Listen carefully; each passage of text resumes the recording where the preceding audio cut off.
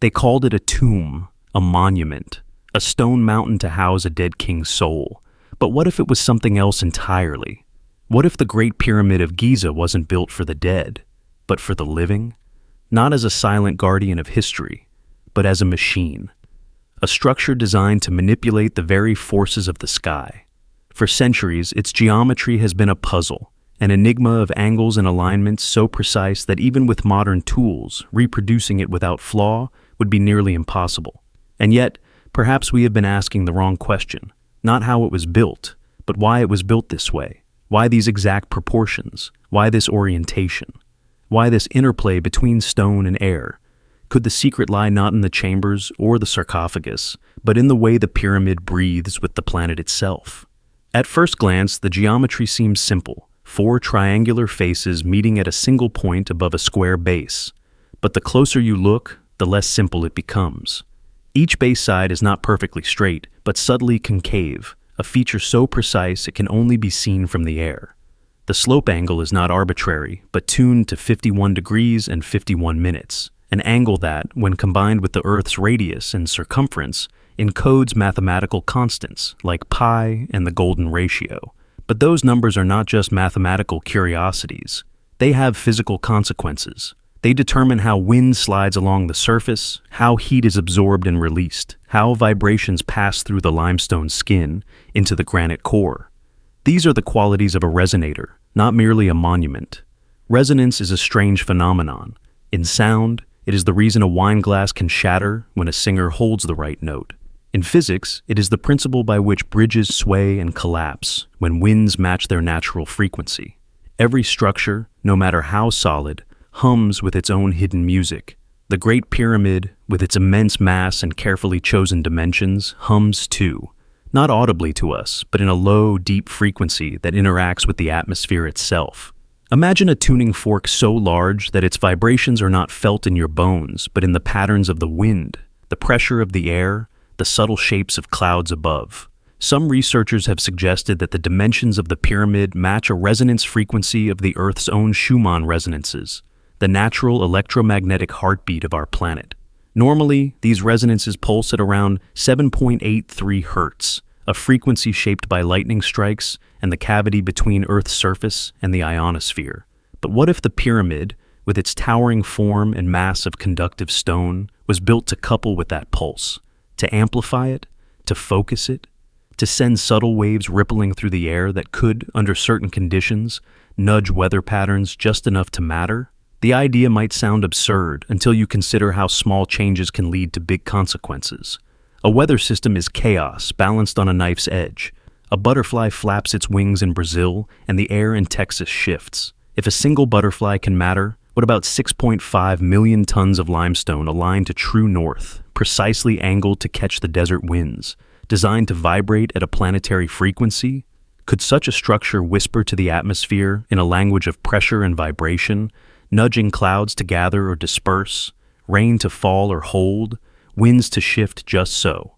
The ancients may not have had satellites or weather models, but they had time, centuries to watch, to observe, to notice that certain shapes, certain alignments, seem to make the sky obey in subtle ways. Then there is the matter of the air shafts, the so-called ventilation passages that lead not to the outside for cooling, but toward specific points in the sky. One points toward Orion's belt, another toward Sirius, another toward the circumpolar stars. But what if they were not only symbolic alignments for the soul's journey, but acoustic channels? Narrow stone tubes that could focus vibrations like the body of a flute, allowing the pyramid's interior to interact with the outside atmosphere. The king's chamber, with its massive granite beams, might have acted like a sound box, amplifying internal vibrations that escaped into the open air through these channels. Modern experiments have hinted at this possibility. In 2018, researchers modeled the pyramid's interior and found that it could trap and amplify electromagnetic waves. Others have suggested it could sustain low-frequency acoustic resonances. If that is true, then the pyramid might not be just a passive reflector of environmental energy. It could be an active participant, taking in subtle vibrations from the earth and the air, amplifying them, and releasing them back into the atmosphere in a focused, rhythmic way.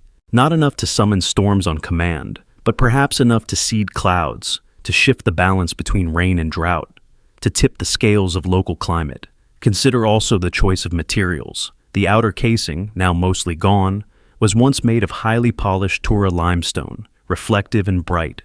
In the blazing Egyptian sun, this would have caused extreme heating of the air just above its surface, creating thermals, columns of rising hot air that could influence wind currents. Beneath that lay a core of denser limestone and granite, the latter rich in quartz, a piezoelectric mineral that can generate electric charge when compressed or vibrated.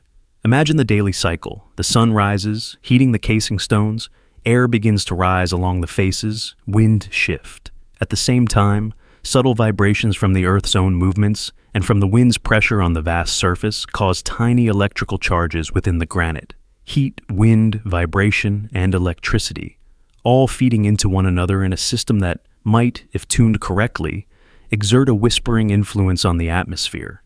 And there is one more detail: its position. The Great Pyramid sits at a latitude that, when multiplied by 360, gives a number eerily close to the speed of light in meters per second. Coincidence? Maybe. Or maybe the builders were encoding knowledge about how energy moves, light, electricity, vibration, into the very placement of their masterpiece. Its orientation is so precise that it deviates from true north by less than 1/15 of a degree, a feat we would struggle to match today without GPS. Such precision matters in resonance. A misaligned tuning fork won't ring true. A misaligned pyramid might not sing to the sky at all. If the Great Pyramid was indeed a weather control device, its design was not about brute force, but about subtle influence. It would not create hurricanes or lightning on command.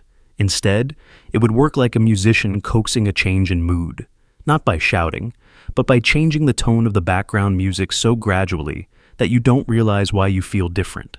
A fraction of a degree shift in wind direction, a slightly more persistent updraft to gather clouds over the Nile, a gentle pressure wave that makes rain fall 2 days earlier than it would have otherwise. Small, invisible nudges repeated over years and centuries until patterns emerge. The more we learn about the pyramid, the more it resists the idea of being merely a tomb. A tomb does not need to be aligned with the stars, nor tuned to the Earth's frequency. A tomb does not need concave faces or air shafts angled toward the heavens. A tomb does not need millions of tons of precisely cut stone, each placed so tightly you cannot slide a blade between them. But a resonator would. A machine to speak with the air would. A device to coax the weather into cooperation would. And if that was its purpose, then perhaps it was never about kings or gods at all. Perhaps it was about survival. The Nile's floods were life itself. Too little, and the crops withered. Too much, and they drowned. If you could build something that could nudge the clouds, delay or hasten the rains, steady the winds, you could feed your people. You could prevent famine. You could turn the chaos of nature into something more predictable, more merciful. You could be remembered not just as a ruler, but as the one who made the sky obey. We may never prove it. The casing stones are gone, the desert winds have scoured the surface, and what remains is silent. But silence does not mean absence. Somewhere in those massive stones, perhaps the echoes of its true purpose still sleep, waiting for the right frequency to wake them. And if that day ever comes, perhaps the pyramid will hum again, and the sky will listen. They called it myth, but myths have a way of surviving when facts vanish. Across the ancient world, scattered through temple walls, papyrus fragments, and the fading memory of oral tradition, there are whispers of a power that could call the rain, still the wind, and bend the clouds to human will. Egypt, with its desert heart and lifeblood river, had more reason than most to revere such a gift. And if the Great Pyramid was indeed part of a system to influence the weather, the clues to that truth may lie in the oldest surviving words carved into stone and inked onto papyrus. Some of the oldest surviving Egyptian texts speak of a sacred union between the king and the sky. The pyramid texts, carved into the walls of burial chambers in the 5th and 6th dynasties, do not merely mourn the pharaoh's passing. They describe him as one who commands the storm and opens the doors of the rain. In one passage, the ruler is called the Lord of the Wind, whose breath brings the clouds. These were not poetic flourishes in a land where every drop of water determined life or death. The precision of the language suggests something else entirely, an intentional portrayal of the ruler as an active agent in shaping the forces of nature. Even earlier, the Palermo stone, a fragment of royal annals from the Old Kingdom, records years not only by the reigns of kings, but by extraordinary events. Among the accounts of festivals and conquests, there are terse, curious notes. The year of the great water from the sky, the year the winds were stilled for the procession, the year the flood came early. These may sound like weather events simply remembered, but the way they are recorded, linked directly to royal action, suggests that the king was perceived as more than a spectator. He was the orchestrator. Then there are the hymns, some temple inscriptions to the god Hapi, the spirit of the Nile's inundation, speak of him not as a capricious deity, but as one who answers the voice of the king. The implication is clear. When the ruler called, the river answered, and the river's rising was the result not merely of far-off rains in the Ethiopian highlands, but of a chain of events that began with the clouds themselves. How could such a connection be imagined, unless the people had, at some point, seen it happen? In the Westcar Papyrus, an extraordinary set of tales from the Middle Kingdom, we find the story of Jajamanch, a priest and magician who parts the waters of a lake with nothing but a spoken word and the turning of a talisman. While clearly told as a wonder, the detail of the ritual, the specific gestures, the timing, feels less like fantasy and more like encoded knowledge. A person in the ancient world would have no difficulty believing that if water could be made to part, it could also be made to fall.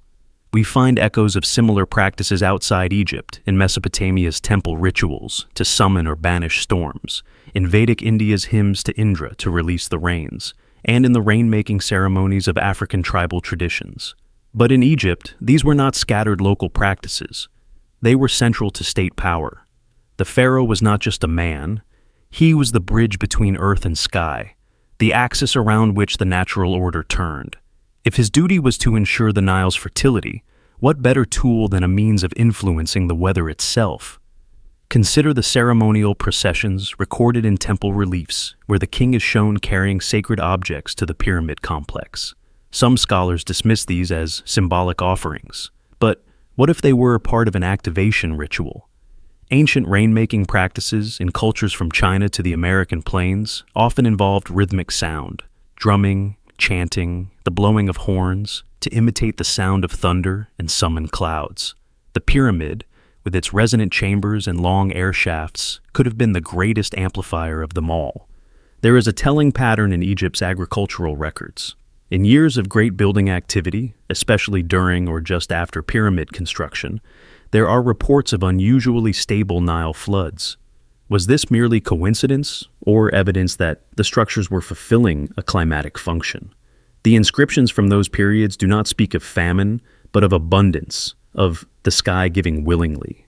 And yet, as the centuries passed and the knowledge of the builders faded, later generations seem to have remembered the rituals, but forgotten the science. We see the remnants of this fading knowledge in the way the later pharaohs still performed elaborate sky-offering ceremonies, even when the Great Pyramids were no longer active. The words remained, carved into stone and recited in ritual, but whatever mechanism had once connected them to the weather had been lost. The chants became tradition, the tradition became myth, and the myth became an enigma for future ages to puzzle over. One particularly striking text comes from the Temple of Edfu, thousands of years after the Great Pyramid's construction. It describes the House of the Horizon as a place where the breadth of the sky is measured and balanced. The description is eerily technical for a religious inscription, suggesting not just worship, but calibration. If we imagine that breath as air pressure, measuring and balancing begins to sound a great deal like atmospheric control. Even Greek historians who visited Egypt in later times recorded hints of such powers. Herodotus writes of priests who could predict weather changes with uncanny accuracy, far beyond what could be achieved by simple observation. Diodorus Siculus mentions sacred rites to invite the clouds, describing processions with instruments and chants whose patterns seem designed to influence rather than celebrate. Whether these accounts were exaggerations or dim recollections of once great abilities, they keep surfacing, persistent as echoes. Perhaps the most haunting clue is the absence of doubt in these ancient sources. Nowhere do they question whether the king could command the elements. They simply state it as a matter of fact. The same way we might say a farmer irrigates his fields, they say the pharaoh brings the rain. This suggests a cultural memory so ingrained that it no longer needed explanation. If the Great Pyramid was indeed part of that memory, it was not as an inert symbol, but as the beating heart of a system in which stone, ritual, and atmosphere were inextricably linked. Other papyri, often overlooked because they contain more mundane administrative records, reveal subtler clues. Accounts of temple expenditures include quantities of aromatic resins burned at specific times of year, coinciding with the beginning of the Nile flood season. The smoke from these offerings, released from the heights of temple roofs or pyramid causeways, could have served not only as a symbolic act, but as a form of cloud seeding, minute particles rising into the air, attracting moisture in the right conditions. The hymn to the sky from the Temple of Karnak contains a particularly evocative line: "You are the drum that wakes the clouds, the pillar that lifts the sky." The language is poetic, but the imagery is mechanical. A drum is struck to make sound, a pillar is built to hold weight. Could these metaphors be veiled references to the actual function of Egypt's colossal structures? Imagine standing in the courtyard of a temple during the Old Kingdom, the air heavy with the scent of burning resin. The king steps forward, flanked by priests whose voices rise in unison, chanting syllables that have been passed down unchanged for centuries. Above them, the pyramid looms, not just as a backdrop, but as an instrument waiting to be played. At a signal, drums begin a slow, thunderous beat, each strike echoing off the limestone walls and into the vast desert air. Horns join in, their low, trembling notes harmonizing with the deep hum of the chambers within the pyramid. The air shifts almost imperceptibly as heat from the desert floor and vibrations from the ritual merge. Was this pageantry, or an act of engineering designed to touch the sky? Ancient Chinese records describe similar events, where music and sound were believed to influence the heavens. In some dynasties, enormous bronze drums were beaten during droughts to awaken the dragon in the clouds. When we look at Egyptian depictions of rain-calling rites, the parallels are uncanny. Were these global echoes of a once-shared technology, an understanding that vibration and geometry together could stir the weather? Or were they independent discoveries, each culture arriving at the same truth through the same patient observation? Egyptian scribes were meticulous. They recorded crop yields, flood heights, the dates when the first migratory birds arrived from the north. In these same records, one finds sudden notes about the king making offerings to open the sky or to calm the storm. These aren't woven into myths or hymns, but into ledgers, alongside numbers, tallies, and other matter-of-fact details. It suggests these events weren't treated as miracles, but as part of the king's administrative duties. Even in the Amarna letters, diplomatic correspondence between Egypt and neighboring kingdoms, we find veiled acknowledgments of this power. One letter from a Canaanite ruler thanks the pharaoh for sending the clouds that quenched our thirst, an oddly specific praise if the rain had simply been chance. Was it flattery? Perhaps. But in a world where survival hinged on rain, the idea of attributing it to another ruler would have carried weight. Some Egyptologists point to the opening of the mouth ritual as an entirely funerary practice. Yet its steps, touching specific points, speaking certain words, using particular instruments, mirror other known activation ceremonies for structures and objects. Could such rituals, when performed at the base of the pyramid, have served to open not just the mouth of a statue, but the breath of the sky itself? In more obscure archives, preserved in monasteries far from the Nile, medieval Arabic texts claim the pyramids once held the secret of the winds and waters. One 13th century manuscript describes how the great structure draws breath from the ground and sends it to the clouds. While these accounts are centuries removed from the pyramid builders themselves, they preserve a persistent belief that the stones were not inert, but alive with purpose. What strikes me most about these ancient references is their consistency across time and culture. Whether written in the careful hieroglyphs of the Old Kingdom, the flowing script of Greek visitors, or the calligraphy of medieval chroniclers, the theme remains unchanged. The rulers of Egypt could shape the sky. Not always, not perfectly, but enough to earn the unshakable trust of their people. And perhaps this is why the knowledge faded. The mechanisms, whether through resonance, heat manipulation, or charged particles, would have required precision. A small shift in the pyramid's casing, the erosion of a channel, the loss of a precise alignment with a celestial marker, and the effect might weaken or vanish entirely. Once gone, the rituals would persist without their results, carried forward as tradition until they became little more than theater. Yet even today in remote parts of Africa, rainmaking ceremonies retain fragments of the same logic, choosing high places for their rites, burning materials that produce particulate matter, and timing their chants with seasonal wind patterns. These are the living fossils of a science that no longer wears the name science.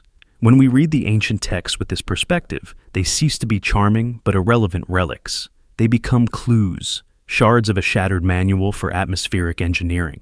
Perhaps the Great Pyramid was the centerpiece of that manual, a stone engine powered not by fire or water, but by the harmony between geometry, material, and human intent. And if the day comes when we fully understand it again, perhaps we will see those ancient words not as metaphor, but as instruction. The king commands the storm, the doors of the rain open, and the sky, as it once did for Egypt, listens. They stand silent, but they are never truly still. Ancient monuments, pyramids, temples, standing stones, do more than cast shadows in the sun. They sit on the skin of the earth, pulling at the invisible currents that flow beneath our feet and above our heads. The ancients may not have spoken in the language of volts and amperes, but they knew these forces. They built for them. And if the Great Pyramid was meant to control the weather, then its use of electromagnetic energy may be the most important key of all. The Great Pyramid's core is built of granite, a stone rich in quartz crystal. Quartz is not inert. When compressed or struck, it generates an electric charge, a property called piezoelectricity. This is not theory. It's the same principle used in modern watches, radios, and sonar devices. Now imagine millions of tons of stone, constantly subjected to subtle pressures, the weight of its own mass, the expansion and contraction from desert heat and cold, even the tremors of the earth itself. Each shift would create a whisper of electricity, imperceptible to the human touch, but persistent, constant, and cumulative. But the builders didn't just rely on material. They chose location with precision. The Great Pyramid is positioned at a point where several natural geomagnetic lines converge. These are paths where the Earth's magnetic field is stronger or more concentrated, places where a compass needle wavers and electrical phenomena can behave strangely. Modern engineers call them telluric currents, and they flow invisibly through the ground like rivers of energy. In the ancient world, they may have been the dragon lines of Chinese geomancy, the song lines of Aboriginal tradition, paths of power that shaped where great structures were raised. Other ancient sites share this strange relationship with the Earth's hidden currents. Stonehenge sits atop a geomagnetic anomaly. The temples of Teotihuacan align with fault lines known to produce electrical discharges. Even the Nazca lines of Peru, when tested, show subtle variations in the soil's electrical conductivity. Were these coincidences, or was there an understanding, lost to us, that certain places could be made to sing with the planet's own energy? In Egypt, the pyramid's massive scale allowed it to act like a capacitor, storing electrical potential. The outer casing stones, now mostly gone, were made of highly polished white limestone, which reflected sunlight, but also acted as an insulator. Beneath them lay the conductive granite core. This combination, insulating shell, conductive core, mirrors modern electrical devices designed to gather and release charge in controlled ways. During the day, the sun would heat the stones, creating thermal gradients. At night, the cooler desert air would change the pressure and vibration patterns inside. In this way, the pyramid could have been charging itself daily. Inside, narrow passages and chambers may have functioned like waveguides, focusing not light, but electromagnetic waves. The so-called air shafts could have allowed resonating frequencies to escape, interacting with the ionosphere above. Lightning is the most visible expression of the Earth's electrical field, but lesser invisible surges happen constantly, particularly during changes in weather. A structure that could influence the local electric field could, in theory, nudge atmospheric conditions just enough to make rain fall earlier, storms break apart, or clouds gather. Consider the Schumann resonances, natural electromagnetic pulses that occur between the Earth's surface and the ionosphere, usually around 7.83 Hz. These frequencies are shaped by lightning strikes worldwide, forming the background heartbeat of the planet. Researchers have noted that changes in the ionosphere can influence weather patterns, cloud formation, and rainfall. If the Great Pyramid's proportions allowed it to resonate with these frequencies, it could have amplified or modulated them, creating a subtle but persistent influence over the skies above. The ancient builders may not have called it electromagnetism, but they understood the effects. They saw how certain stones could spark when struck, how storms seemed drawn to certain peaks, how water moving underground could hum with unseen power. They encoded this knowledge into myth and ritual. Lightning became the weapon of gods. The spark from stone became a sign of divine presence. But behind the metaphor, there was memory. Memory of how to use these forces. One compelling piece of evidence lies in the choice of granite for the so-called King's Chamber. The massive granite beams above it weigh dozens of tons each and are placed with uncanny precision. Granite's quartz content makes it a natural oscillator. Vibrations at certain frequencies cause it to generate minute electrical currents. If sound, wind, or even seismic activity set these beams vibrating, the pyramid could have been generating electricity constantly. Subtle, low-voltage currents feeding into the structure's core. This electricity might have been used in several ways. It could have been directed into the atmosphere via conductive materials once placed at the pyramid's apex, perhaps a gilded capstone of electrum, an alloy of gold and silver, known for its conductive properties. From there, the charge could interact with the air, encouraging ionization and cloud formation. Modern experiments with ion generators have shown that charged particles can influence rain patterns. Perhaps the ancients achieved a similar effect on a grand scale. Global parallels make the theory harder to dismiss. In Cambodia, Angkor Wat's sandstone blocks sit atop a grid of canals that may have served as conductive paths for water, a natural conductor, linked to the temple's foundations. In Bolivia, the site of Pumapunku contains massive stone blocks with precise cuts that some researchers believe were designed to fit metal clamps, possibly to channel electrical currents between them. Across cultures, across continents, the same pattern emerges. Sacred sites built where energy flows, using materials that respond to it. Skeptics point out that there's no surviving wiring, no copper cables hidden in the pyramid's walls. But ancient electrical systems may not have looked like ours. They may have relied on resonance, induction, and conduction through stone and earth itself, rather than metal wires. Just as a radio can receive a signal through the air without being physically connected to the transmitter, the atmosphere itself could have been the medium. There's also the question of motive. Why build such a device? If the pyramid could influence weather, control of electromagnetic energy would have been the means. A localized increase in atmospheric ionization could encourage rainfall. A decrease could hold storms at bay. The Nile's flood cycle was so central to Egyptian life that even small adjustments could mean the difference between famine and surplus. Ancient art offers subtle hints. The Dendera temple complex contains the famous Dendera light carvings, figures holding objects that resemble modern cathode tubes, connected by what appears to be a cable to a lotus-shaped base. While mainstream archaeology interprets these as symbolic, the imagery is striking in the context of electrical theory. The lotus, in Egyptian symbology, represents creation and the birth of light. Could it also represent the harnessing of natural electrical energy? Even more telling is the persistent association between pyramids and lightning in folklore. In some modern thunderstorms, observers have claimed to see bolts strike the pyramid more frequently than surrounding areas. This could be due to its height and geometry, but it might also hint at an enduring electrical relationship with the sky. To understand the plausibility of such a system, we can imagine a step-by-step scenario of how the ancients might have harnessed electromagnetic energy for atmospheric influence. First, the location would be chosen along geomagnetic fault lines, maximizing access to natural telluric currents. Then, the structure would be built with layers of materials selected for their electrical properties. Conductive granite for the core, insulating limestone for the outer layer. These layers would create a natural capacitor. Next, resonance would need to be introduced. This could be achieved through sound, chanting, drumming, the rhythmic strike of ceremonial instruments, amplified by the pyramid's chambers. As the granite beams vibrated, they would produce tiny electrical charges through the piezoelectric effect. Over time, these charges would accumulate, building potential energy.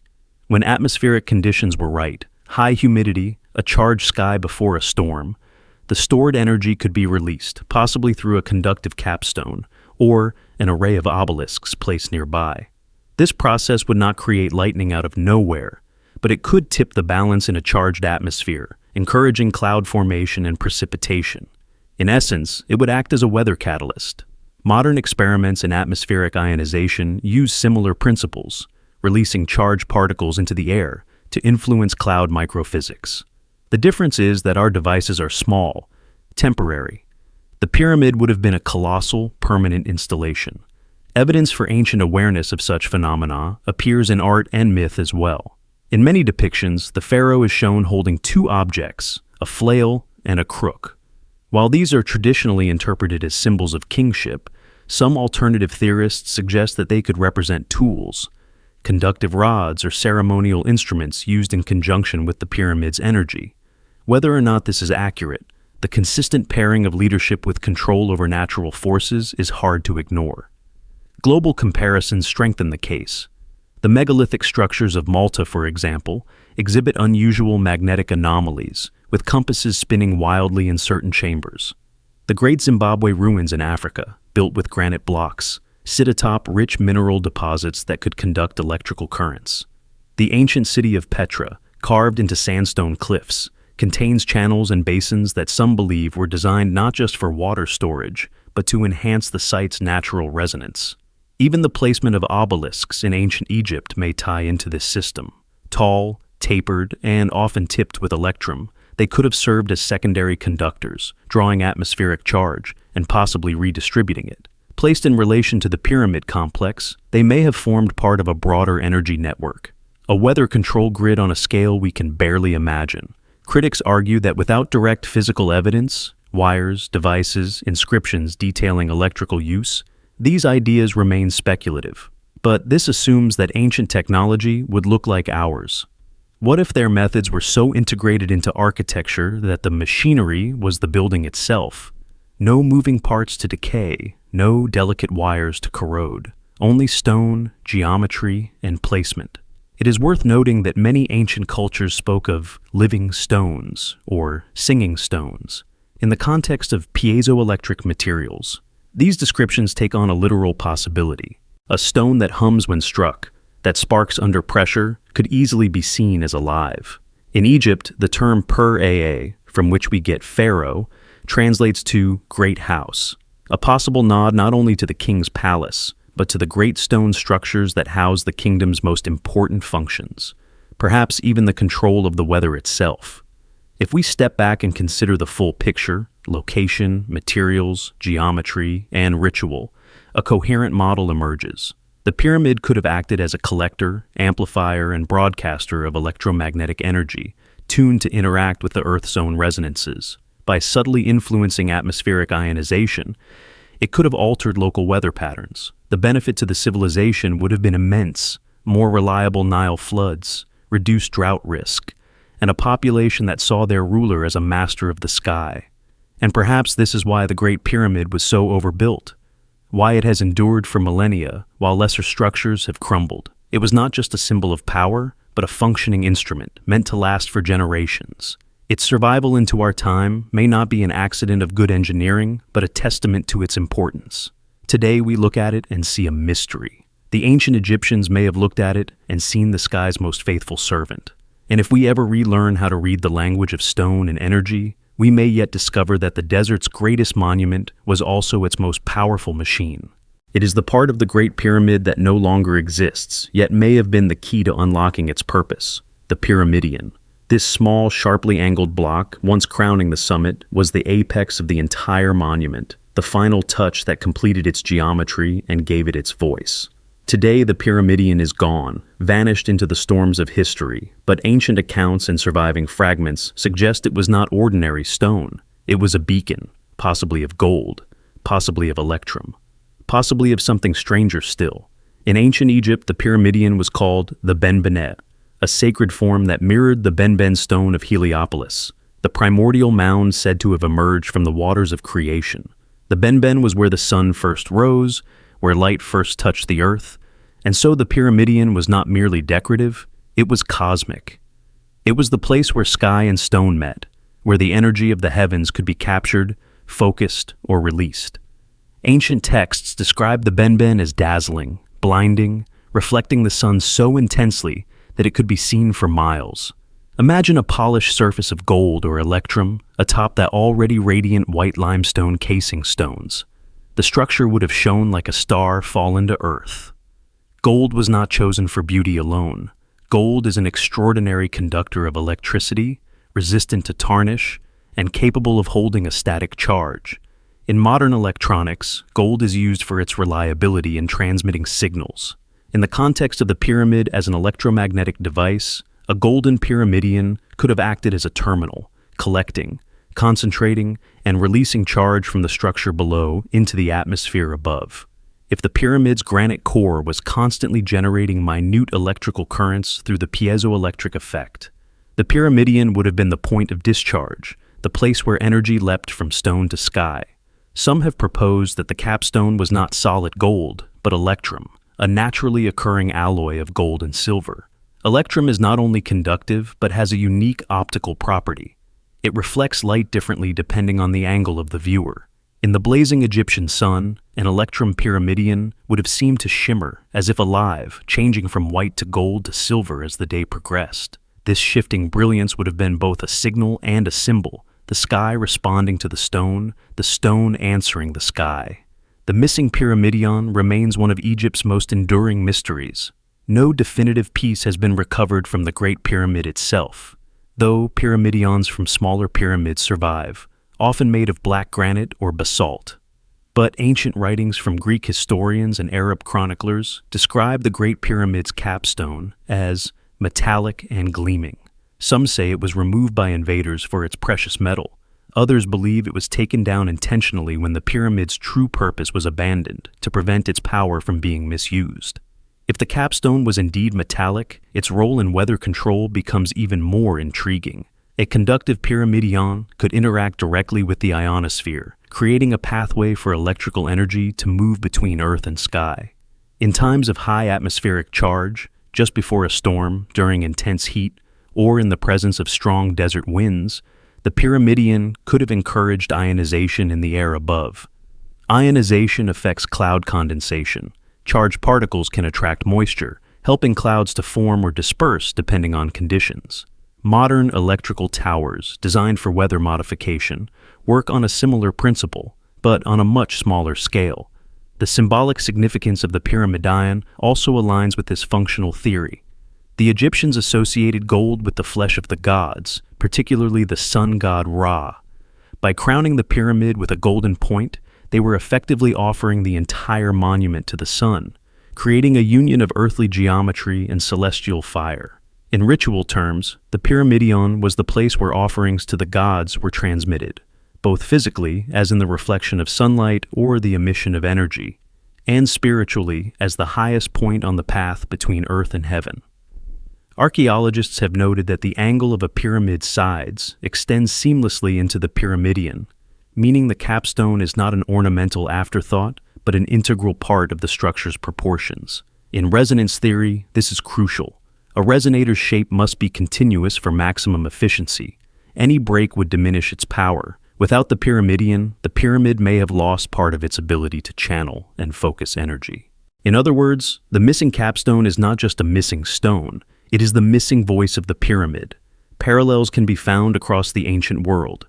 The ziggurats of Mesopotamia were often topped with shrines coated in precious metals, reflecting the sun and possibly serving similar conductive purposes. In Mesoamerica, some temples were capped with metallic ornaments that caught the light of the setting sun, visible from vast distances. Even in Southeast Asia, stupas are frequently crowned with gilded spires, which in some traditions are said to call down blessings from the sky. The idea of a shining crown uniting heaven and earth is almost universal. Historical travelers left hints of what once was. Al-Makrizi, the 15th century Egyptian historian, described the Great Pyramid as once crowned with a stone of gold, whose brilliance could blind the eye. Earlier, the Greek writer Diodorus Siculus noted that the tip of the pyramid caught the first rays of the sun and sent them forth like fire. While their accounts cannot be confirmed, the persistence of the image, a golden summit blazing in the light, suggests a memory passed down through generations. If the Great Pyramid's golden capstone was ever real, its removal would have been a moment of immense symbolic and practical loss. Without it, the pyramid's electromagnetic potential would be diminished, its connection to the sky severed. The structure would remain majestic but silent, like an instrument missing its final string. Some legends suggest the capstone was inscribed with knowledge, formulas, star charts, or even instructions for the pyramid's use. If true, it might have been a literal key, both in physical design and in the secrets it carried. One medieval account claims the capstone was hidden before the Great Flood, stored in a house of the horizon, until the time when it would be needed again. Whether myth or history, the persistence of such stories speaks to the pyramidian's central importance. In the weather control hypothesis, the golden capstone could have been used selectively, perhaps only at certain times of the year when the Nile's floods needed adjusting. Priests and engineers, roles often blurred in the ancient world, might have monitored the sky, the winds, and the subtle vibrations of the earth, waiting for the moment when the capstone's power could be most effective. Activation might have involved ritual, chanting to create resonance, lighting sacred fires whose heat and smoke interacted with the charged air, or aligning mirrors to focus sunlight onto the pyramidion itself. Modern reconstructions of pyramidion models suggest that even small metallic points can influence electrical discharge. Scaling this to the size of the Great Pyramid would create effects on a massive scale. A polished gold point atop a 146-meter structure, aligned precisely to the cardinal directions, could act as both a receiver and transmitter of energy, drawing power from the structure below and directing it into the vast engine of the sky. And perhaps this was the ultimate purpose of the pyramidion, to be the interface between human intention and natural force. The pyramid was the body, the geometry, the resonator. The capstone was the fingertip, the point of contact, the place where all that potential could leap into action. Without it, the pyramid is a closed circuit, energy turning endlessly within. With it, the pyramid is open, connected, alive. Today, the pyramidion is gone, but its absence may be as telling as its presence once was. In losing it, the Great Pyramid may have been silenced, its role as a weather-shaping monument ended. And yet, in every story of a golden crown that shone like the sun, in every myth of a stone that could speak to the sky, the memory of its power remains. Perhaps one day, in some hidden chamber or buried vault, the lost capstone will be found, not as a relic, but as the final piece of a machine that once made the desert bloom. There is a pattern hidden in the skin of the earth, not drawn by rivers or mountains, but by lines of power, paths where the planet's magnetic field runs strongest, where currents of invisible force move beneath the soil and sea. Some call them ley lines. Others call them dragon paths, spirit roads, or song lines. Whatever the name, they are not simply mystical ideas. They are measurable. They are real. And the Great Pyramid sits directly upon one of them. Modern science knows these lines as telluric currents, slow, continuous flows of electrical energy in the ground, driven by the planet's rotation, solar winds, and variations in Earth's magnetic field. They twist and meander like underground rivers, sometimes narrowing to a concentrated stream, sometimes widening into diffuse currents. Sensitive instruments can detect them, but long before instruments existed, ancient builders seemed to know where they ran.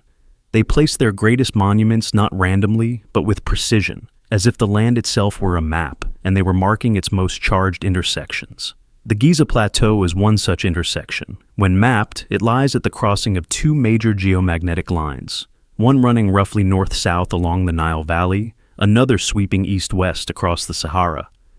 This is not coincidence. Such intersections are rare, and when they occur, they are places where the ground itself seems to hum. In weather control theory, this is exactly where you would place a resonant, electrically active structure. By aligning with the planet's magnetic skeleton, the pyramid could tap into far greater energy than stone and sunlight alone could provide. Ley lines have been dismissed by many as New Age fantasy, but their roots in geomagnetism are serious. Just as migrating birds, whales, and even some bacteria navigate by sensing magnetic fields, so too could ancient engineers have learned to detect them, by watching animal behavior, by noting where storms gathered, by feeling subtle vibrations in the air and ground. The knowledge could have been empirical, built over generations, until placing a temple or a pyramid upon a magnetic node, was as obvious to them as putting a windmill where the breeze is strongest is to us. If you imagine these lines as the Earth's power grid, then the Great Pyramid was built where several high-voltage lines converge. The structure's geometry, materials, and orientation allowed it to draw from this grid, much like an electrical device plugged into a socket. And just as modern power lines can carry electricity over long distances, ley lines may also carry atmospheric influence, shifts in pressure, humidity, and storm movement along their length. Ancient cultures around the world seem to understand this. The Nazca lines in Peru lie along geomagnetic anomalies. Stonehenge aligns not only with the solstices, but with lines of high magnetic variation. The temples of Angkor follow a pattern that mirrors both the stars and the flow of subterranean water which can act as a conductor for telluric energy. Again and again, across continents and millennia, humanity built its sacred centers where the Earth's invisible lines run strongest. The connection between geomagnetism and climate is subtle but profound. The magnetic field interacts constantly with the solar wind, a stream of charged particles from the sun. Variations in that field can influence the ionosphere, which in turn affects weather patterns, cloud formation, and even rainfall distribution. A monument placed at a magnetic node could, in theory, act as an amplifier or tuner, focusing these interactions in a localized area. In Egypt, where life and death depended on the timing and volume of the Nile floods, such a capability would have been priceless. Consider the pyramid not just as an isolated machine, but as part of a network.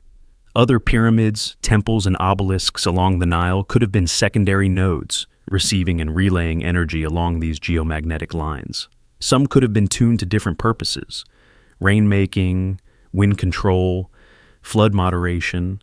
The positioning of these monuments may have been as deliberate and functional as placing repeater towers along a communication line. In ancient texts, there are hints of this network. References to the path of the gods or the roads of the sky may not be purely astronomical, but also geophysical. The Egyptians were not separate from their land. They were woven into it, their spiritual and practical lives bound to the rhythms of its hidden currents. The pharaoh's duty to maintain Ma'at, the cosmic order, could have included ensuring that these lines remained active and aligned. A step-by-step of how this might have worked is not hard to imagine. First, the site is chosen at a magnetic intersection, identified through generations of observation.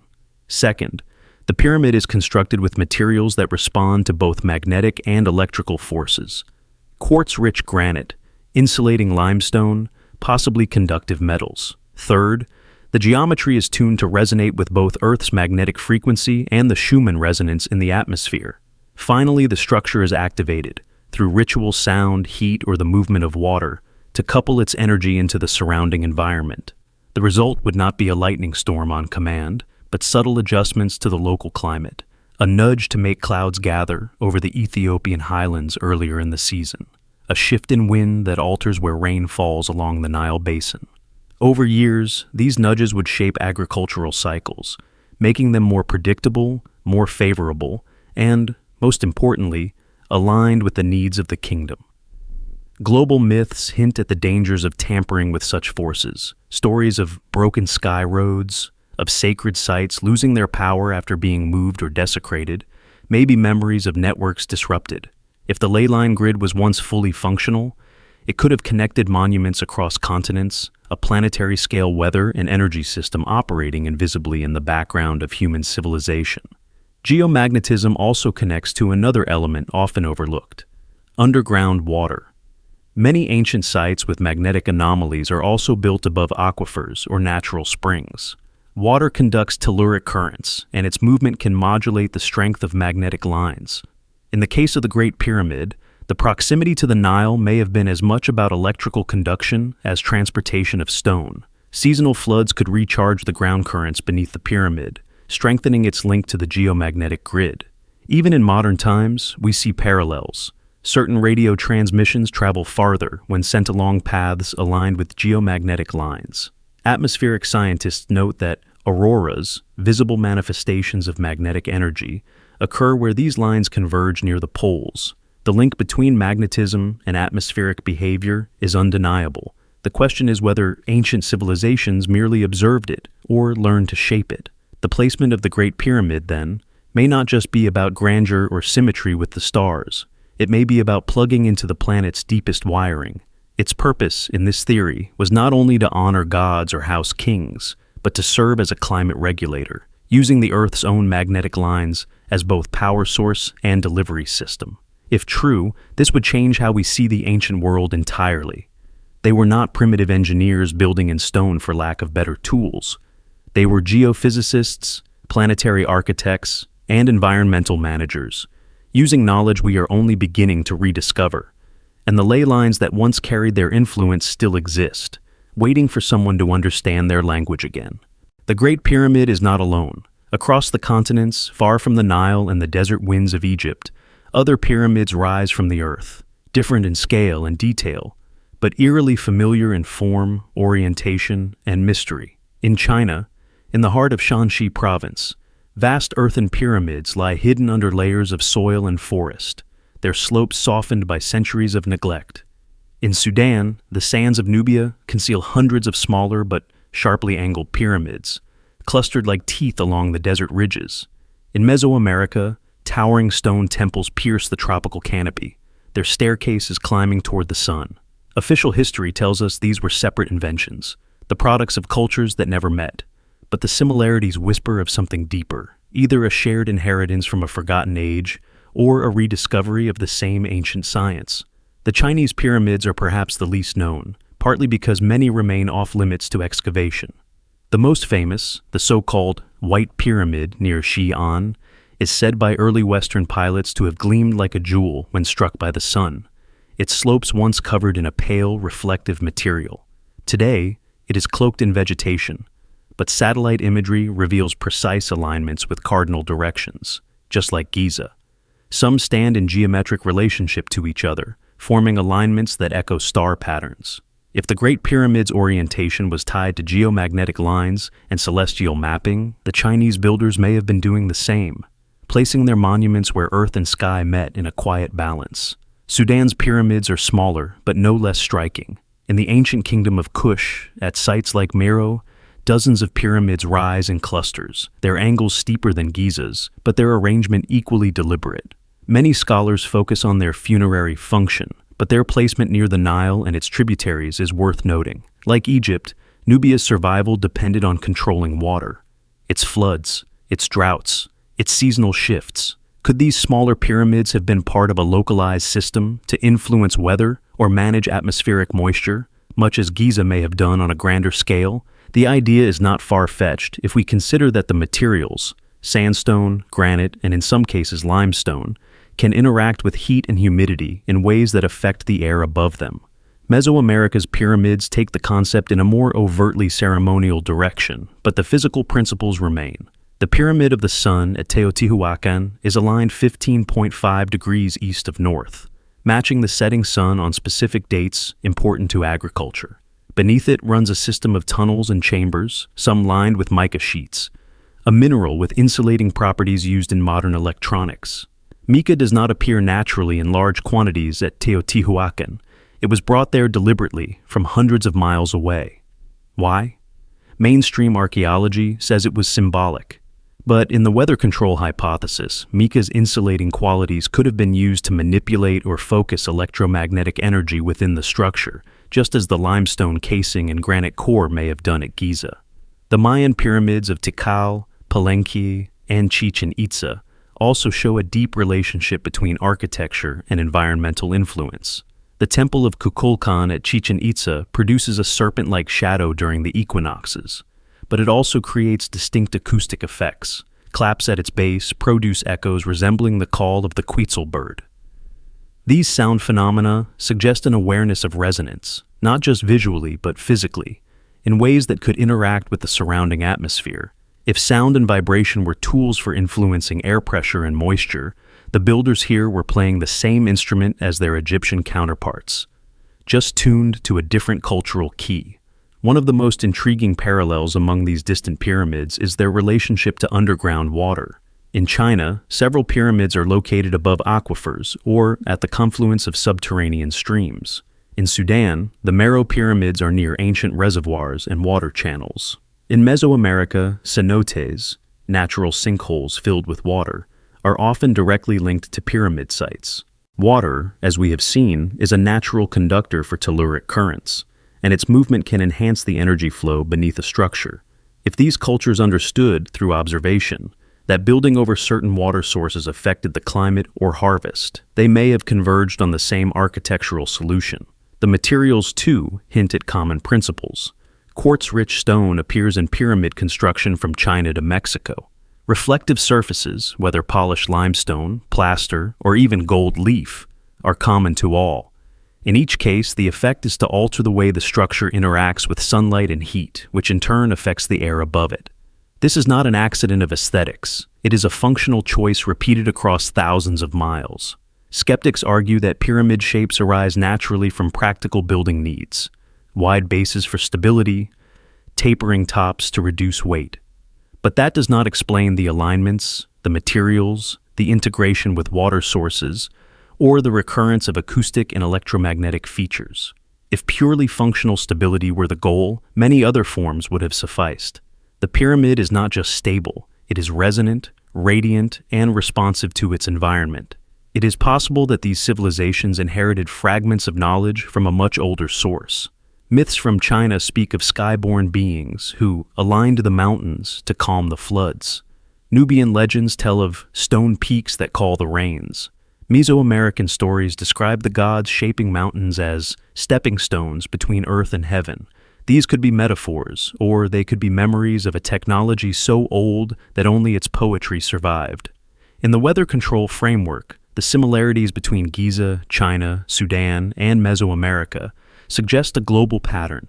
Monuments built not just for ritual, but to interact with the planet's energy systems. They may have served as regional nodes in a worldwide network, each tuned to local conditions yet linked by shared principles: placement on geomagnetic lines, use of conductive or resonant materials, integration with water sources, and a focus on sunlight, sound, and celestial timing. If true, this would mean the Great Pyramid was not an isolated wonder, but part of an ancient global experiment in environmental management. Each culture adapted the core principles to its own needs and resources. China's broad earthen pyramids harnessing mass and alignment, Sudan's sharp-angled structures focusing on localized Nile control, Mesoamerica's temples integrating resonance and underground insulation. Different forms, same song.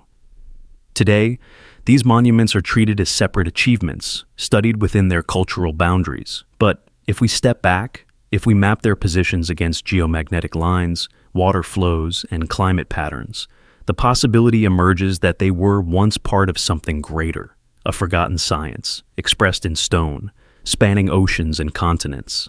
And if they once shaped the skies, perhaps they could again, should we ever recover the knowledge their builders took for granted. Beneath the weight of millions of tons of stone, inside corridors too narrow for sunlight and air, there may be more than history sleeping. For centuries, explorers and archaeologists have mapped the Great Pyramid's known passages: the King's Chamber, the Queen's Chamber, the Grand Gallery. But these are only what has been found. Even today, scanning technology suggests that hollow spaces remain hidden deep within. Some are small voids, perhaps no more than cracks in the masonry. Others are large enough to rival the known chambers. And in the weather control theory, these lost spaces may have been the heart of the machine. In 2017, a team using muon tomography, a particle detection technique, announced the discovery of a massive void above the Grand Gallery. Roughly 30 meters long, its purpose remains unknown. Mainstream archaeology offers cautious guesses: an unfinished corridor, a relieving space to reduce weight on the gallery's roof. But the placement, high in the pyramid's body and directly aligned with its central axis, has led others to speculate that it could be part of an internal system, perhaps once housing the mechanisms that powered the structure's interaction with the atmosphere. The concept of machinery in a pyramid does not have to mean gears and engines in the modern sense. In ancient engineering, machinery could be static, a combination of shapes, materials, and fluids arranged to create a predictable effect. In weather control theory, the lost chambers could have contained resonant elements, conductive frameworks, or even liquid systems designed to enhance the pyramid's electromagnetic or acoustic output. Once activated, these components would have been invisible from the outside, their effects felt only in the shift of wind, the gathering of clouds, or the arrival of rain. One possibility is that some lost chambers held large quantities of water. Underground water is a known amplifier of telluric currents, and its movement can modulate electromagnetic fields. If water tanks or channels existed inside the pyramid, they could have been used to tune the structure's energy output, much as modern engineers adjust capacitors in a circuit. Seasonal filling or draining of these reservoirs could change the pyramid's electrical properties, allowing it to speak differently to the sky at different times of the year. Another theory suggests that some chambers may have contained metal frameworks, copper, gold, or electrum, arranged to focus or direct energy flow. Over thousands of years, such metals would likely have been removed or corroded beyond recognition, but traces could still be there, hidden behind walls or deep in inaccessible voids. In support of this idea, ancient accounts sometimes describe shining beams inside the pyramid, or speak of pillars that hum. These may be poetic descriptions, or they may be cultural memories of physical structures that once vibrated or glowed when the pyramid was active. The acoustics of the known chambers hint at what the hidden ones might do. The King's Chamber, with its granite walls, resonates at low frequencies that match parts of the Earth's own vibrational spectrum. The Grand Gallery's steep, stepped sides create a unique echo pattern, as if designed to amplify certain tones. If the lost chambers extend these acoustic properties, they could form a vast resonant network within the pyramid, each void acting like a note in a hidden instrument, the combined sound feeding into the structure's external energy field. Some researchers propose that gases may have been involved. Ancient alchemical traditions in Egypt often mention mixtures that release vapor when heated or combined. If certain chambers held mineral deposits, heated by sunlight channeled through shafts or by the natural warmth of the pyramid's mass, they could release ion-rich vapor into the air. This vapor, escaping through the upper shafts or the capstone, would increase atmospheric conductivity, making it easier for electrical charges to form clouds or trigger rainfall. What makes the lost chamber theory compelling is that it bridges the gap between symbolic and functional explanations. A chamber might have been both sacred and mechanical. A ritual could have been both a prayer and a calibration. The presence of a statue, altar, or sarcophagus could serve religious needs while also acting as a resonant or conductive component. In this way, the machinery would have been hiding in plain sight, its true function known only to a small priestly or engineering elite. We must also consider the possibility of intentional concealment. If the pyramid once had the power to influence the climate, that power could be dangerous in the wrong hands. Sealing or dismantling the critical chambers might have been a deliberate act, an ancient disarmament. Later generations could still use the pyramid as a symbol, but the heart of its weather control system would remain dormant. Over millennia, the exact knowledge of what had been removed or sealed away could fade into legend. Comparisons to other ancient sites add weight to the idea. In Mesoamerica, beneath the Pyramid of the Sun, archaeologists discovered a tunnel filled with pyrite-coated spheres. The pyrite could have reflected light or conducted electricity. The purpose remains a mystery. In China, under some imperial mounds, mercury-filled chambers have been detected, possibly for symbolic reasons, but also possibly for thermal or conductive effects. In Sudan, some smaller pyramids contain substructures that appear unnecessary for burial, hinting at other uses. If the Great Pyramid's lost chambers once held components like these, conductive metals, resonant stones, water channels, or vapor systems, they could have worked together as a weather control mechanism. The pyramid's mass and geometry would provide the framework. The hidden chambers would be the tuning and activation system. Together, they could draw on geomagnetic energy, amplify it, and release it into the atmosphere through the capstone and shafts. Modern scanning has only begun to scratch the surface. Techniques like ground-penetrating radar, infrared thermography, and muon imaging have revealed anomalies but not their contents. Some areas remain completely inaccessible without dismantling parts of the pyramid, an act no archaeologist would risk. And so, the speculation continues, fueled by the knowledge that something is there, something large, something deliberate, and something hidden. In the end, the lost chamber theories remind us that the Great Pyramid is not fully known. Its outer stones are only the skin. Its known corridors are only the bones. The true heart, the machinery that might once have made it the master of the sky, could still be sleeping inside, waiting for someone to listen closely enough to hear its hum. Before there was science, there were stories, and those stories were not mere entertainment. They were memory, encoded in the language of gods and kings. Across the ancient world, the rulers of the sky were not distant figures on thrones of cloud. They were intimately tied to the fate of the land below. They brought the rains. They hurled the lightning. They could flood a kingdom or burn it to dust. And again, these figures are linked to monuments, temples, mountains, and towers, structures that, in the weather control theory, may have been more than just places of worship. In Egypt, the sky god Horus was the falcon, whose eyes were the sun and moon. He ruled the winds with his wings, bringing storms or calming them. In some texts, Horus is described as he who makes the clouds obey, and he who strikes with the light. The pharaoh, as the living Horus, was not simply a political leader. He was the sky's delegate on earth. This was not just symbolic power, it was responsibility. If the rains failed, it was the king who had failed in his sacred duty. The Great Pyramid in this context could be seen as the ultimate throne of Horus, a place from which the pharaoh could literally command the elements. Elsewhere, the storm king takes other forms. In Mesopotamia, there is Adad, or Ishkur, the god of rain and thunder, who carried a lightning fork and a water bucket, tools that, in the language of the myth, may have been metaphors for energy and moisture control. His temples often stood on ziggurats, artificial mountains that, like pyramids, rose from the flat earth toward the heavens. In rituals to Adad, priests poured water from high places while beating drums, mimicking thunder and rain. Was this mere symbolism, or was it part of a process meant to interact with the sky? The Greeks told of Zeus, wielder of the thunderbolt, whose favor meant fertile fields and whose wrath meant drought or flood. His cult centers, such as the sanctuary at Olympia, were often built in places with unusual acoustic or atmospheric properties. The thunderbolt itself may be a mythic echo of electromagnetic phenomena, lightning drawn to high conductive structures. In Norse myth, Thor was the hammer-bearing god who defended the world from giants by controlling storms. His hammer, Mjolnir, could summon lightning and thunder at will. While Scandinavia's ancient structures are different from Egypt's, the underlying pattern is the same. Power over weather is the ultimate mark of divine or royal authority.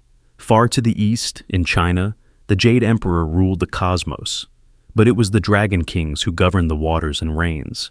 Each dragon king ruled a sea, but they could be petitioned from inland through rituals performed at specially built temples, often located on hilltops or near rivers, perhaps to take advantage of natural atmospheric currents. Some of these sites were aligned with other sacred mountains in ways that hint at an understanding of geography's role in weather patterns. In the Americas, the Maya revered Chak, the rain god, who wielded a lightning axe to crack open the clouds. His temples were built near cenotes, natural wells of water, which played a role in his ceremonies. Offerings were cast into the water, perhaps as a symbolic seed for the clouds above, but possibly also as a real interaction with the environment, introducing particles that could rise into the air and help condense moisture. In the Aztec tradition, Tlaloc filled the same role, living in a mountain filled with water that would be released as rain. The mountain, in this vision, was a reservoir, a concept strikingly similar to a pyramid as a storehouse of energy. Even the Pacific Islands hold echoes of the same idea. In Polynesian myth, the god Tauhiri Matea controlled winds and storms, using them in battles with his brothers. In Hawaii, the storm god Kuhokukalani was worshipped at Heiau, stone temples often built on promontories where winds converged. These locations may have been chosen not only for visibility, but for their natural meteorological advantages. What unites these myths is the image of power concentrated in a person, or a god, who commands the forces of weather from a place of height and focus. The lightning bolt, the thunder drum, the water vessel, these are the tools of atmospheric manipulation, translated into the symbols of faith. The monuments built for these figures, whether pyramids, ziggurats, or hilltop temples, may have been the physical instruments through which that control was exercised. In the weather control hypothesis, these myths are not mere invention. They are cultural memory. They describe the human face placed on a natural system, an elite who knew how to tune the sky, presented to the people as divine intermediaries. When a storm came after the king prayed from the temple roof, it was not coincidence. It was cause and effect, wrapped in the language of the sacred. The stories also hint at the dangers of such power. Many myths tell of times when the storm gods grew angry, sending floods that drowned the world or droughts that turned fields to dust. These could be allegories for climate disasters, natural or man-made, resulting from misuse or loss of control of whatever system these monuments represented. Perhaps the most telling detail is the universality of these figures. From Egypt to China, from the Andes to Scandinavia, cultures with no contact all created versions of the Storm King, the rain caller, the master of lightning. And almost always, these figures are tied to high places, mountains, towers, pyramids. The vertical reach seems to matter. The closer to the sky, the more power over it. If the Great Pyramid was part of such a tradition, it may have been the most sophisticated expression of the Storm King's throne. The pharaoh, as the living Horus, could stand at the pinnacle or within the resonant chambers and command a system that made the sky respond. To the people, this was proof of divine rule. To the engineers behind it, it was the product of geometry, material science, and environmental understanding. The myths remain because the monuments remain. Even stripped of their function, they are still awe-inspiring. The gods they honored or embodied still ride the winds in story, still throw lightning in art. But perhaps once, the thunder was not just a sound in the distance. Perhaps it was the answer to a command given in stone. In the closing years of the 19th century, a man in Colorado Springs began building strange towers. They rose like skeletal pyramids of wood and steel, crowned with metal spheres and copper coils. Neighbors whispered about lightning leaping from them, about glowing bulbs with no wires, about storms that seemed to gather when the machines roared to life. The man was Nikola Tesla, and though separated by thousands of years from the architects of Giza, his work seemed to echo theirs in uncanny ways. Tesla's dream was to tap into the earth itself, not just as a source of electricity, but as a medium for transmitting it. He believed the planet could be made to resonate electrically like a tuning fork, and that energy could be drawn from and sent through it without wires. To do this, he built the Wardenclyffe Tower on Long Island, a 57-meter-high structure with a deep grounding system that reached down into the bedrock, coupled with a massive spherical terminal at the top. The design was meant to connect both to the ground currents below and the atmospheric currents above. Precisely the principle some theorists believe underlies the Great Pyramid. In his Colorado Springs experiments, Tesla discovered that, by sending electrical pulses into the earth, he could produce standing waves, vibrations that reinforced themselves and traveled great distances without loss. He also observed that these experiments influenced the atmosphere. Reports from the time speak of artificial lightning bolts dozens of meters long, strange corona discharges dancing in the air, and even sudden shifts in local weather. Tesla speculated that such technology might one day be used to control rainfall, dissipate storms, or alter climate zones. He never built such a system, but the parallels to the weather control hypothesis for the Great Pyramid are hard to ignore. Like Tesla's towers, the Great Pyramid sits on a conductive foundation, limestone bedrock above the Nile's floodplain, rich in moisture and minerals. Its granite core, loaded with quartz, would act like the copper coils in Tesla's designs, generating and amplifying electrical fields through piezoelectric effects.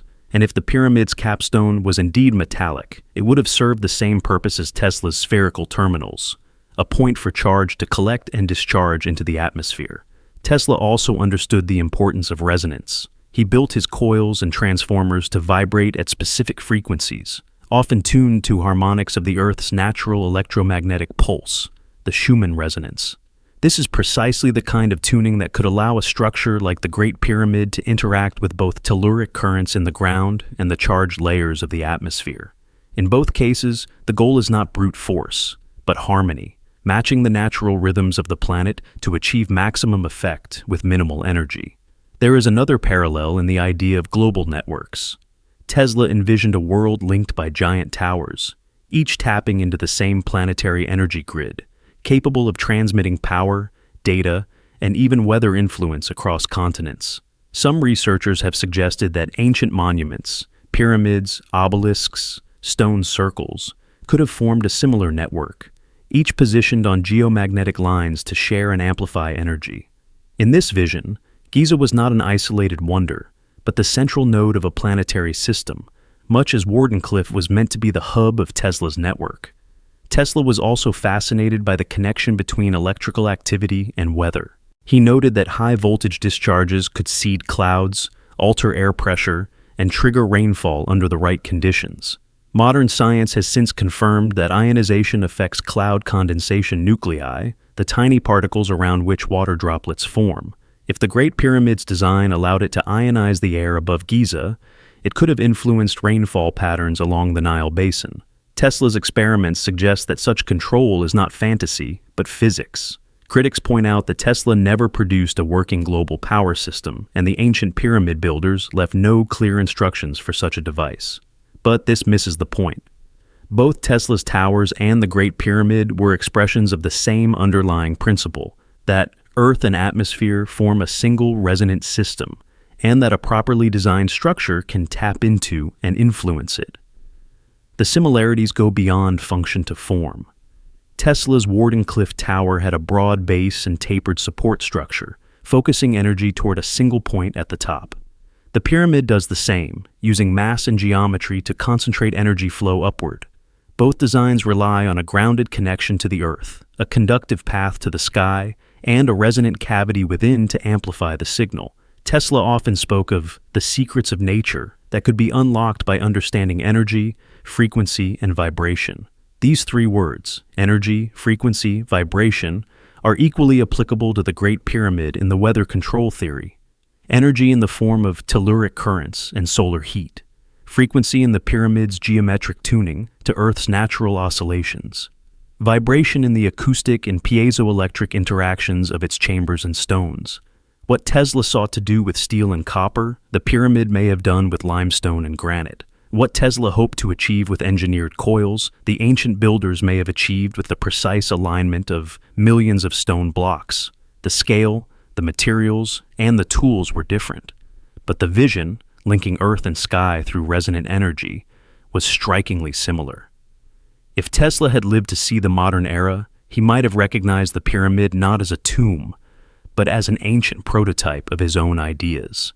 He might have wondered whether the builders had achieved thousands of years ago what he could only dream of, a structure capable of drawing from the planet's hidden power and shaping the environment itself. And perhaps this is the most haunting parallel of all. Both the Great Pyramid and Tesla's towers stand as monuments to unrealized potential. The pyramid still stands, but if it once controlled the weather, that function has been lost. Tesla's towers are gone, dismantled before their promise could be proven. In both cases, the knowledge of how to make them work may lie just beyond our reach, waiting for someone to see the connection and to listen for the hum of a forgotten science. In the 20th century, the dream of controlling the weather moved out of myth and into the laboratories of the superpowers. It was no longer the domain of kings and priests, but of generals and scientists. And just as in the ancient world, the motives were mixed: survival, power, prestige, and the quiet temptation to weaponize the sky. The Soviets were among the first to invest heavily in large-scale weather experiments. In the 1960s and 70s, they began a series of projects aimed at cloud seeding, atmospheric ionization, and even geomagnetic manipulation. Officially, the goal was agricultural, guaranteeing rain for crops, preventing hailstorms that could devastate farmland. But documents that have since surfaced suggest a deeper ambition: the ability to direct weather systems across thousands of kilometers, perhaps even to influence the climate of entire regions. One of their most intriguing projects was called Thunderstorm. It involved the use of massive ground-based generators to pump charged particles into the atmosphere, creating artificial ionization fields. These fields were designed to encourage the formation of rain clouds in targeted areas. Early reports claimed successes: localized rain in otherwise dry zones, storms diverted from sensitive infrastructure. But the results were never fully published. The experiment stopped abruptly, and the official explanation was cost. Unofficially, some say the program was shut down because the effects were too unpredictable, and because other nations had begun to take notice. The Soviets also built vast antenna arrays, such as the Woodpecker over-the-horizon radar system, which some researchers believe may have had dual purposes. While officially designed for long-range detection, the system operated at frequencies that could, in theory, interact with the ionosphere. This led to speculation that it could influence atmospheric currents, perhaps even altering jet stream patterns. Whether this was intentional or a side effect, the idea that high-frequency transmissions could impact weather was not lost on Soviet scientists. Meanwhile, across the ocean, the United States was conducting its own experiments under the banners of NASA, the Department of Defense, and private contractors. Project Storm Fury, launched in the 1960s, sought to weaken hurricanes by seeding them with silver iodide. The idea was to disrupt the inner rain bands and cause the storm to lose strength. Results were mixed. Some storms appeared to weaken, others did not. But the project proved that humans could, at least in principle, alter the behavior of massive weather systems. NASA's role in weather control was less direct, but equally significant. In the 1970s and 80s, they studied the ionosphere intensively, not just for communication and satellite operations, but for its potential role in climate regulation. Satellites measured how charged particle concentrations influenced cloud formation, rainfall, and temperature gradients. Some of these findings remain buried in technical archives, inaccessible to the public. Those who have reviewed fragments of the research note the recurring theme. Charged particles are the key. And charged particles are precisely what the Great Pyramid, in the weather control theory, would have released into the sky. Both the Soviet and American programs took an especially secretive turn during the Cold War. The potential military applications were obvious. Being able to cause drought in an enemy's agricultural heartland, or to unleash torrential rains during a critical military campaign, could be as devastating as any conventional weapon. Officially, the 1977 NMOD Treaty, the Convention on the Prohibition of Military or any other hostile use of environmental modification techniques, banned such practices. But treaties are only as strong as the willingness to obey them. Whispered accounts persist of tests conducted long after the treaty was signed. One of the most controversial projects in the public imagination is HAARP, the High Frequency Active Auroral Research Program in Alaska. Officially, it studies the ionosphere for communication and navigation purposes. Unofficially, conspiracy theories have linked it to everything from earthquakes to hurricanes. Most of these claims are exaggerated or unfounded, but the fact remains that HAARP is capable of focusing high-energy radio waves into the upper atmosphere, precisely the sort of activity that could, in theory, alter local or regional weather patterns under the right conditions. The Soviet Union had its own HAARP-like facilities, including the Sura ionospheric heating facility. Like HAARP, it can heat sections of the ionosphere, creating artificial auroras and altering the flow of charged particles. Official reports focus on scientific study, but the overlap with known weather modification techniques is difficult to ignore. What is striking is how closely these modern efforts parallel the ancient theories. Both involve using energy, electrical, electromagnetic, or particulate, to influence the atmosphere. Both require precise timing and an understanding of natural cycles. Both could be used for benevolent purposes, preventing famine, protecting harvests, or for domination. The difference is that the ancients may have embedded their technology in stone, hiding it in plain sight, while the modern powers built theirs from steel and electronics, hiding it behind military funding and classified reports. There are whispers, always whispers, of experiments that crossed a line, a Soviet test that caused flooding in a neighboring country, an American experiment that inadvertently strengthened a tropical storm. These incidents, if they happened, would explain the secrecy. They would also explain why so much research vanished from public view, why certain NASA findings remain unpublished, and why atmospheric ionization, despite its potential, is rarely discussed openly. In the weather control hypothesis, these modern experiments are not just curiosities. They are proof of concept. They show that the principles needed to influence the sky are real, measurable, and within human capability. And they suggest that if the Great Pyramid once used similar methods, its builders were not working with superstition, but with science. Science that we have only recently begun to rediscover, and perhaps already begun to hide. The story of suppressed Soviet and NASA weather experiments is a reminder that some knowledge is considered too dangerous to share. It is also a reminder that technology can be forgotten, buried under centuries of silence, and then reborn in a new form. If the Great Pyramid was once a weather machine, its rediscovery may not be a matter of invention, but of recognition. seeing in ancient stone the same principles our own scientists have chased in metal and wire. And if that recognition ever becomes public, the questions will not be about whether it is possible, but about who will control it. The pharaohs are gone. The kings of the sky are now laboratories, satellites, and classified facilities. But the ambition is the same: to command the clouds, to direct the rain, to hold in human hands the power of the storm. In the lands where monsoons dictate life and death, the sky has always been more than weather. It has been destiny. A single month's rain could decide whether a kingdom thrived or starved, whether rivers nourished or drowned entire valleys. For the ancient world, monsoons were not random. They were the pulse of the heavens, a rhythm to be studied, anticipated, and perhaps shaped. Civilizations that lived under the shadow of these seasonal storms, India's Indus Valley cities, the temple states of Southeast Asia, the kingdoms along the Nile, watched the sky with an obsession modern eyes might mistake for religion. But it was more than faith. They built observatories before telescopes, calendars before clocks. They learned to read the shifting positions of stars, the angle of the sun at solstice, the color of the horizon at dawn. They mapped the relationship between celestial patterns and the arrival of rains, the heliacal rising of Sirius, the swelling of certain winds, the strange heaviness in the air before the deluge. It was data collection, patient, methodical, passed through generations in stone and song.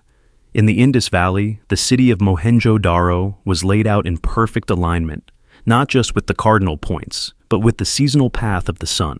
Archaeologists believe its great baths and reservoirs were part of a hydrological system designed to capture and store monsoon rains. In Angkor, Cambodia, a labyrinth of canals and basins formed what some have called a hydraulic city, capable of holding and distributing water through the year.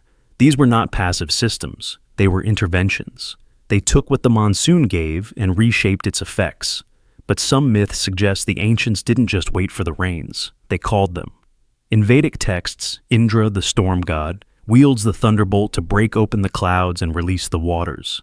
In Egypt, the flooding of the Nile was said to be linked to the tears of the goddess Isis, timed with the star Sirius rising in the dawn sky. In Mesoamerica, Chak, the Maya rain god, was appeased through rituals that included sound, drums, conch shells, and chanting designed to awaken the sky. Were these merely symbolic, or were they tuned to frequencies that resonated with the atmosphere? The idea that vibration, sound, and electrical energy can influence weather is not just mystical. It has roots in physics, and it echoes the same principles later explored by Nikola Tesla. Tesla found that certain frequencies of electrical discharge could ionize the air, encouraging moisture to condense into rain. Ancient rituals involving fire, smoke, and rhythmic sound may have done something similar in a cruder form, altering local air currents, changing the distribution of condensation nuclei, even triggering rainfall under the right conditions. The key would be amplification, finding a way to focus and project such influence over vast distances, as the Great Pyramid may once have done. Imagine a civilization that knew the monsoon's schedule not as a vague expectation, but as a clockwork certainty. They could time harvests with precision. They could plan wars and festivals around the assurance of rain or drought. And if they could also adjust that schedule, delay the rains for a siege, hasten them to break a famine, they would hold a power greater than gold. That is the scale of influence the weather control theory of the Great Pyramid suggests. Not storms conjured from nothing, but subtle nudges to a system already in motion. The placement of such a structure would be critical. Monsoons are driven by temperature gradients between land and sea, by shifts in atmospheric pressure across continents. A building aligned with ley lines or geomagnetic hotspots could, in theory, interact with these forces at the margins, altering air ionization, influencing the birth or dissipation of cloud systems. The pyramid's mass could anchor telluric currents, its capstone act as a discharge point into the sky, its chambers resonate like a tuned cavity to modulate the frequency of that energy. Modern science may scoff, but the Soviet and NASA experiments in atmospheric ionization hint that such effects are possible. The Soviets learned that by seeding clouds or charging the air, they could shift rainfall patterns hundreds of kilometers away. NASA's ionospheric research showed that tiny changes in atmospheric charge could alter cloud density. Both were attempting, in laboratories and test ranges, what ancient builders may have attempted in stone, to treat weather not as chaos, but as a system with inputs and outputs, one that could be measured and adjusted. The ancients didn't have satellites or Doppler radar, but they had something else: long memory. Generations of observation stored in oral tradition and etched into temple walls. Star maps carved in granite, ritual calendars painted in indelible pigments. They could see patterns we've forgotten how to notice: the faint halo around the moon that warns of rain, the way certain birds fly inland before a storm, the subtle shift in wind before the sea changes color.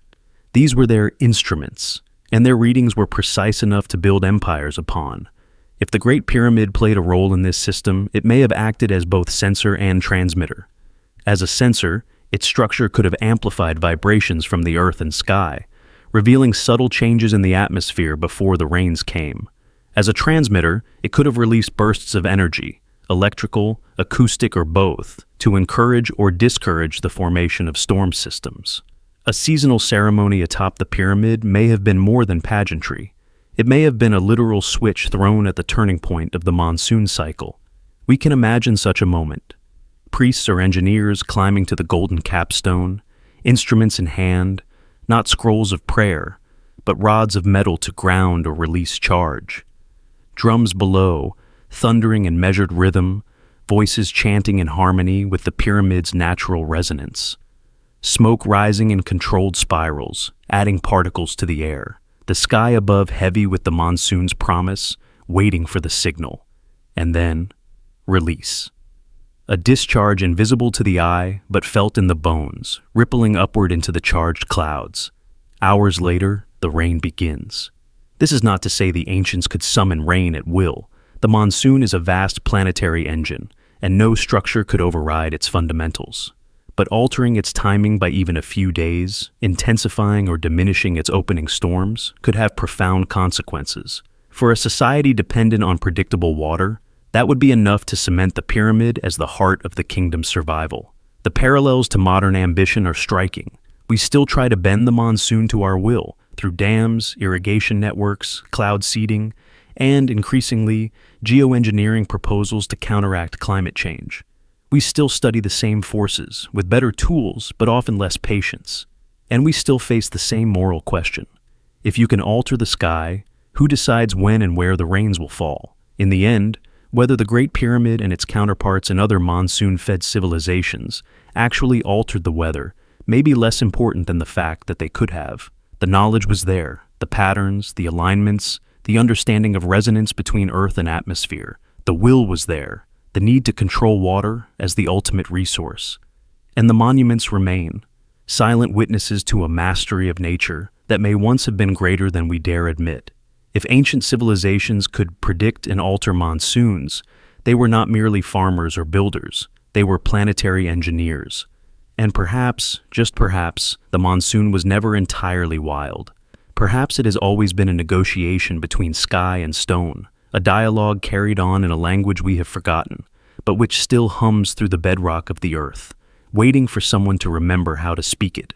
If the Great Pyramid and perhaps other monuments like it were once tools for controlling the sky, then we have not invented weather control. We have rediscovered it.